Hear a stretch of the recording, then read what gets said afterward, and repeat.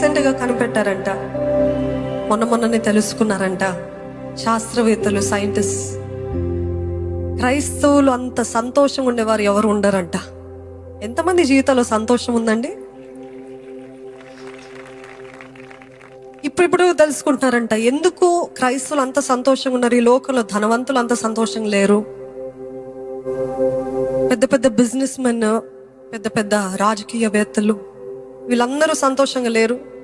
కానీ క్రైస్తవుల్లో ఏంటి ఆ స్పెషాలిటీ ఏంటి అని కనిపెట్టినప్పుడు 2 విషయాలు తెలుసుకున్నారు. ఏంటిదంటే, మొదటిగా క్రైస్తవులకి కృతజ్ఞత ఎక్కువ ఉంటుందంట, రెండవది క్షమాపణ గుణం ఉంటుందంట. ఎంతమందికి 2 ఉన్నాయి? లేవా? ఎవరికైతే కృతజ్ఞత ఉంటుందో, the spirit, the heart of gratitude, ఈ కృతజ్ఞత ఉన్న వారికి ఏ చిన్నది ఇచ్చినా